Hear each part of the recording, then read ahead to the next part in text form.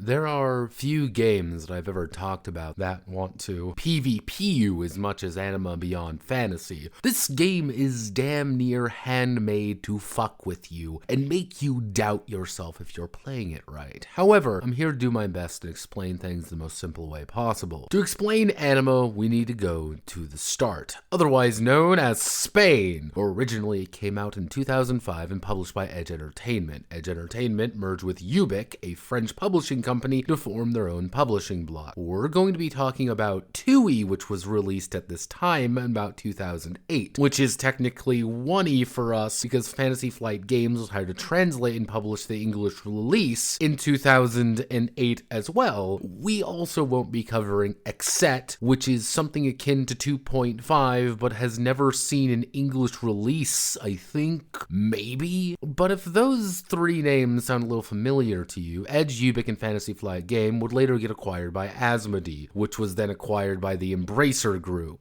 All of FFG's games have actually been folded into the new company, Edge, which is actually the remnants of Edge and Ubic as its own company. So where's Anima in all this mess? During this entire shit show, Anima actually reverted back to the original company of the Anima project and Carlos B. Garcia Aparicio. I am so sorry. And he's also making video games. A lot of video games to fund 2E of the RPG. Feels a little bit backwards, but those mixed Steam ratings and the fucking WiiWare game is all the confidence I need personally. But after all of that, what's Anima actually about? I can spend a solid 30 minutes sounding like a deranged lunatic trying to explain the lore, but I'm gonna do my absolute best to describe it as poorly as possible. Welcome to Gaia! It's like anime land, except instead of Shintoism, we have vigorous Catholic action. Gaia made humans and Nephilim. There was a war. Humans decided to kill each other after the last death war, and this led to more war, obviously. Christ decided to T-pose and get crucified in Passion of the Anime Christ. There was war because of that as well. Everything collapsed again. There was more war after that, and after we have successfully managed to pull everything together under glorious Emperor Abel McGigantic Balls, we still are going to war because his descendants are a bunch of fuckwits. Except the new Empress, who is a child, and everything is now going back to Ultra Anime War due to magic coming back. The game, though? If you've ever heard of a little game called Rollmaster, you're on the right track. Anima is, by all accounts, a D100 rollover system, and that does really explain how Anima thinks. If there is something bigger, we can go even larger. Nearly everything you do is going to be that D100 check, bar characteristic checks, which are D10 roll under. With the open roll system, of course, we can go so much higher, but we can also fumble with far more dramatics as well. But it's hard to understand Anima without a character, so let's draft up someone pretty simple using the power of random character creation. With 9 characteristics, you're going to be rolling by default 1d10 down the line, discarding the lowest for a 9. Alternatively, there are other options if you are a coward or a masochist. Notepad, you said that we need to go bigger. Why are these so low? Well, each attribute actually does go a long way, with 10 being the peak of humanity. A 6 is a +5, while 8 is even a +10. If we make our totally random rolls, we have 6 strength, 4 dex, 7 agility, 7 constitution, 9 intelligence, 6 power, 8 willpower, and 5 perception. Replacing that 4 dex with a 9, we're pretty damn good, all things considering. But now there are some secondary things to calculate. Most of the time, the game actually gives you a formula or a table that already tells you everything you need to know. Kind of like size here, letting us be as big as our strength and our con mixed together. Now, there are different races. Technically, there are 2 races. The Nephiltalians and their many subhuman sub-races that influence their abilities, and humans, God's chosen people. For the sake of ease, we'll assume we're a real person. Then we get abilities. Everything is an ability, each of these being subdivided based on what they're actually actually being used for. We'll be talking about these a lot more later, but know that this covers everything from Kung Fu to DBZ key blasting to real wizard shit. One of the main things that a character has to really worry about is their class, a rather massive collection that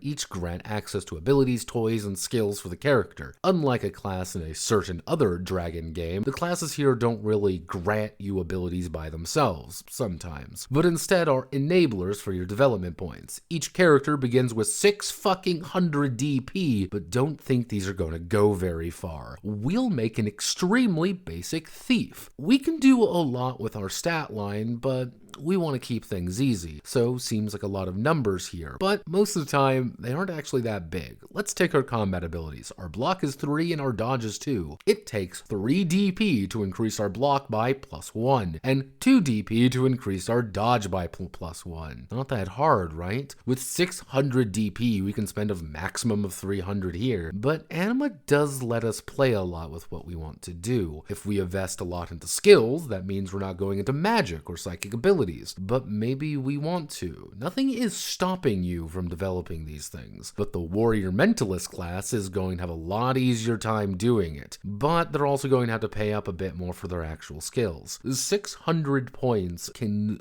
be stretched quite a bit, but there are always limits to prevent you from gimping yourself. No matter how hard you try, you'll at least get a character that's functional, even if they may not be anime bullshit levels. After that, pick out some perks and you're ready to go, is what I would say if we didn't run into Anima's largest problem. Everything in Anima is kind of sectioned off from one another, in a desperate attempt to help you, no doubt, but each of these abilities, combat, supernatural, and psychic, all play by slightly different rules with the same engine. I'll do my best to explain all of them, or we'll be here for another hour. Combat has modules. As long as you have a module for a weapon, you can use them. If you don't have it, get ready for some nasty penalties. You start with only a single weapon trained, but each module may include something broad like swords to something kind of specific such as barbarian weapons. These include styles as well, so if you want to be better at making area attacks, that's some DP. You want to quick draw your sword, that's another 30 DP right there. Oh, are you a magic or psychic user? Make sure you invest in some magic and psychic projection attack modules as well in case you want to use your attack modifier for those. Martial artists though. Well, let me tell you about the multiple types of martial arts that actually flow together, and you can become an expert Kung Fu Muay Thai fighter in one go. They all do something slightly different from each other, and you can get more exciting ones later on. Oh, you want to deal with Chi though? Get ready to learn about martial knowledge and understand key points in the accumulation system, because you're gonna have to manage how much ki you get per attribute, as for special techniques do trigger off different ones of these. Techniques that you're going to be making for yourself, of course, and cost martial knowledge to acquire. Ki can be pretty naturally acquired by virtue of being able to fight well, which does lead into magic a little bit. Magic is explosive, large, and relies on Zeon, which is magic points. Zeon is relatively expensive for most classes, but don't buy it yet because you need MA or magic accumulation, and it's many multipliers to draw out that Zeon to use. All mana, no accumulation, cool, you can fire off a fireball once every hour. No mana, but all accumulation, you've burnt yourself out before you even cast it. A very basic spell is Light, which creates light. It's a level 2 in the Book of Light. Yay! As long as we invest our knowledge points into one of the 11 schools of magic, we get all of the spells lower than that. And yes, it does go up to 90-ish per spell with special abilities we can get. And yes, you will fucking learn to manage your Zeon properly to min-max the amount you can get while spending it on different spells. The light spell with an intelligence of 9 means we can invest up to 160 extra Zeon to increase the effects even further, because welcome to the Char Zone, cause it's nothing but Zeon. This also extends to summoning, which has its own entire subsystem about trying to gaslight get gatekeep girl boss, your personal torture homunculus tarot monster to do the hard part, including summoning the Worldo to prevent you getting hit by literally anything. Yeah, it costs 1,000 frickin' Xeon and has a difficulty of 460, but what's the worst that could happen? Well, technically the world reverse can happen, where you end up getting that if you are a complete fucking failure and get sodomized by XXX Sephiroth XXX, who wants to make fun of you. Then we get to the psychic stuff. What, did you think we're actually done yet?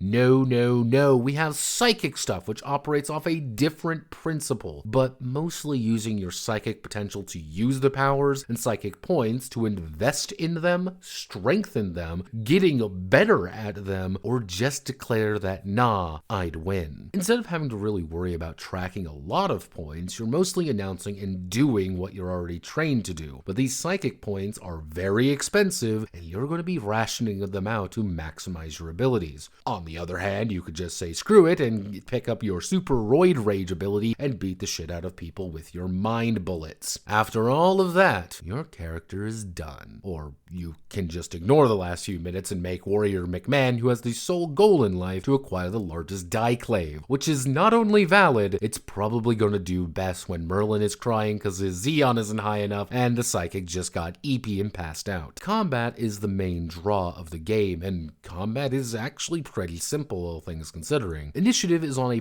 turn basis, but each character can only take a few actions without significant penalties, including being attacked and defending themselves. Whenever you want to attack, you're going to be taking your attack rating and make the roll. Then they will either dodge or block and roll as well. Your result minus their result, and consult the combat table. In basic terms, if you're hitting someone within 1 to 29, you're going to clang. You aren't actually damaging them, you're just tying them up. If you hit over 30, you start doing a percent of your total damage, all the way up to the big 200 to 300% or more, but starting at only 10. If you fuck up, they'll actually get a chance to counterattack you, stab you in the face in retaliation. That's it, actually. If you have armor, you can go further along the chart, so armor 2 isn't -2 damage, but instead blunting a sword that only deals 50 instead of 70% of damage, though this does lead to one of Anima's biggest takeaways. Two immensely skilled people will probably not actually damage one another until someone fucks up horribly or does amazingly well with an open roll. So fuck it, play dirty, play nasty, flank them, jump them, stab them in the back, rush that wizard shit with a gun. Combat is a game about maximizing your bonuses and minimizing their chances. Everything you do should be about improving your odds, and you should be attempting to prevent them from doing the same. Everything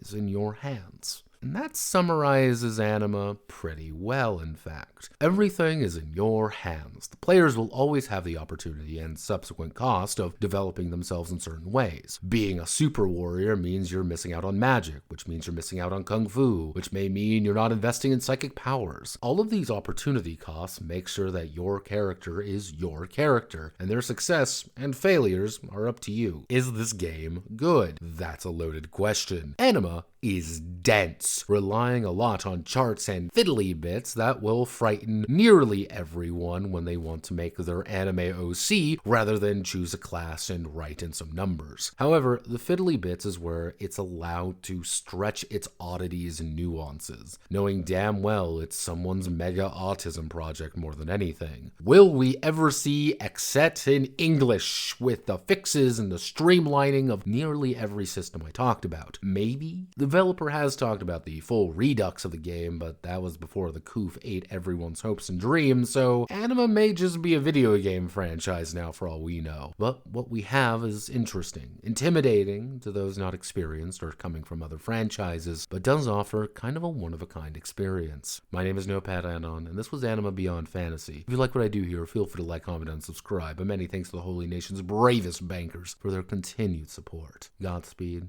good luck, and have a merry little Christmas.